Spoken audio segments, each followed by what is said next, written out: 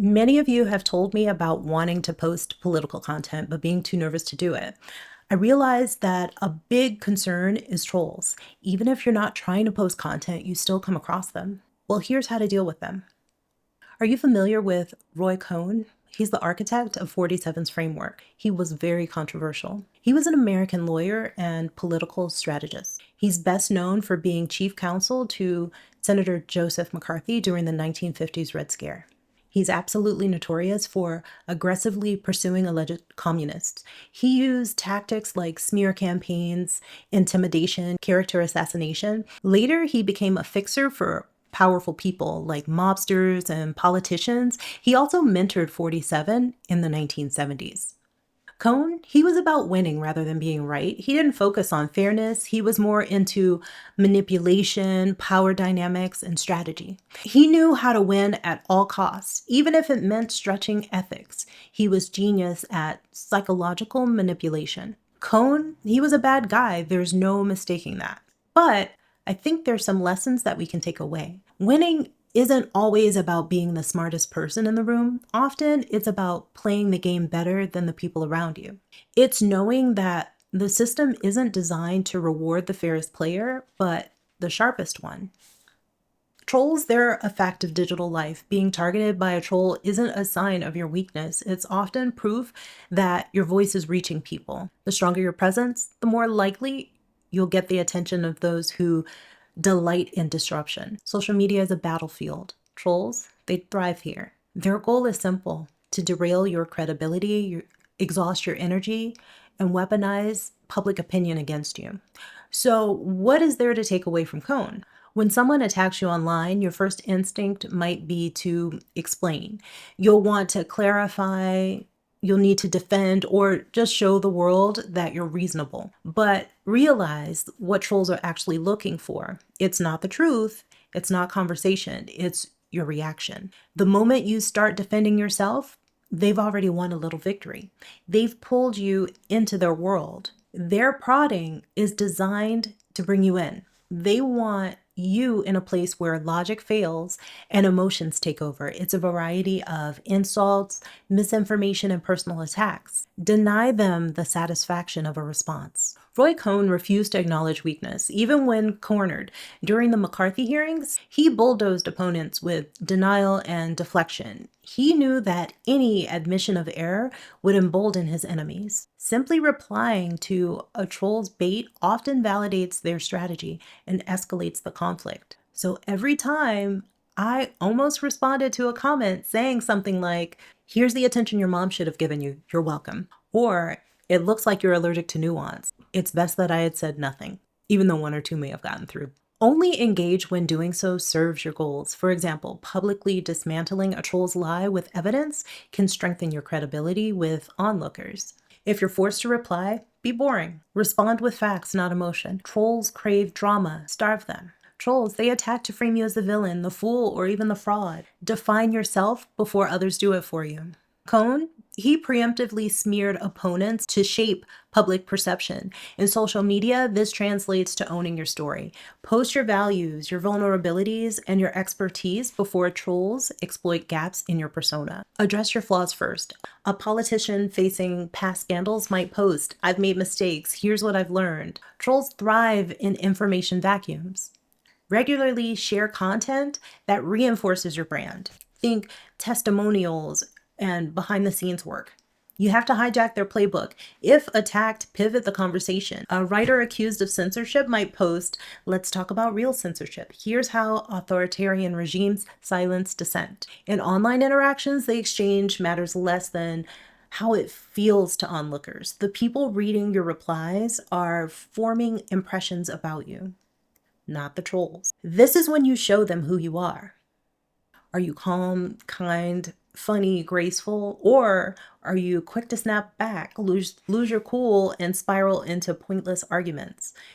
You don't have to be perfect. When you focus on presenting your best self, you build trust with your real audience. Trolls, they target perceived weakness. Project unshakable confidence, even when you're rattled. Cohn, he wore tailored suits and cultivated this myth of invincibility, even as his career crumbled. On social media, your profile, Your tone, your consistency are your armor. Use consistent, high quality visuals, a bio that highlights your authority, and link supporting facts in your bio. Respond to vitriol with icy politeness. Interesting perspective. Here's a peer reviewed study on the topic. This infuriates the trolls more than insults can. Don't be pressured into silence. Trolls want you hiding. Your visibility is resistance. You never have to face trolls alone. Your real power lies in the people around you. If you've been open, generous, and kind in your digital life, your community will often step in before you even need to ask. I really have to thank you guys for this. I've had a hard time with comments over the last months. It's actually why I'm doing this very video. There are so many wonderful comments that I go through, and then there's one, just like a pebble in a comfortable shoe, it's where my attention goes.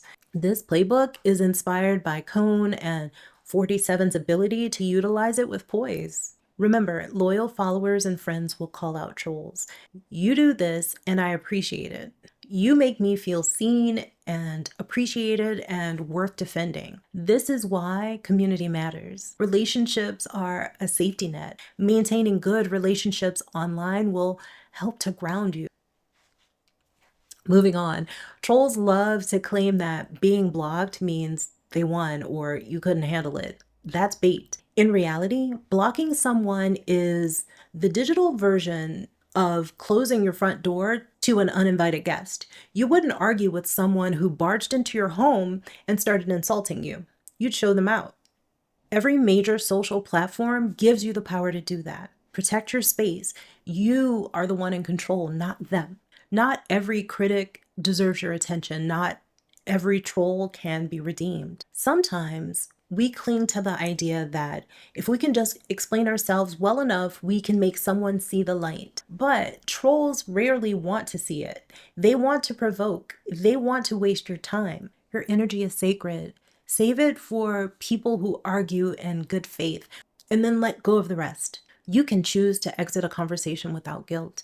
You can choose to block, to delete, to disengage. It's not because you're giving up, but because you're investing in your peace.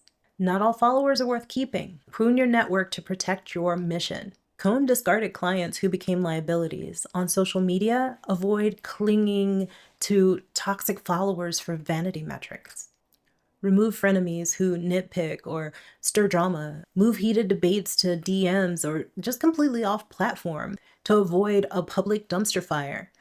Social media platforms are designed to reward attention, not kindness. Trolls, they understand this and they exploit it by starting fights. The fights often get boosted by the algorithm. More comments, more visibility.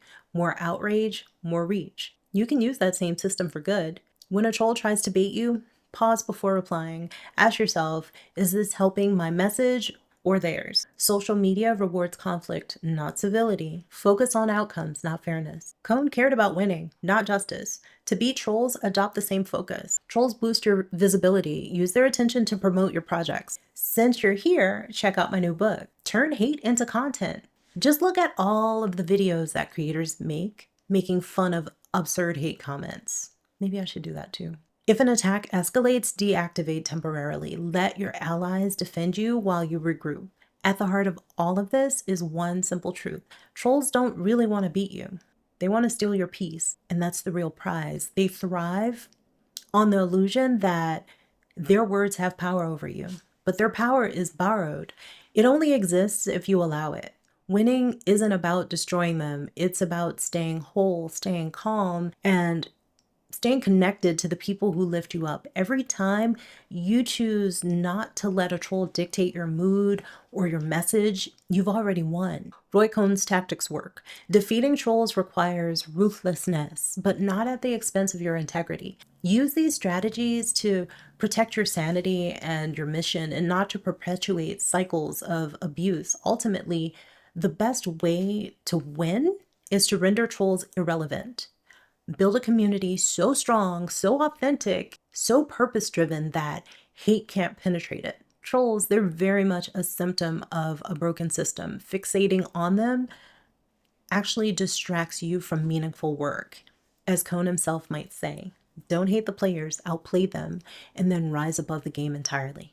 Tell me in the comments what other areas of life we could apply these tenets, and subscribe if you haven't already. My goal is to reach 50,000 subscribers here. I'll see you on Thursday. Okay.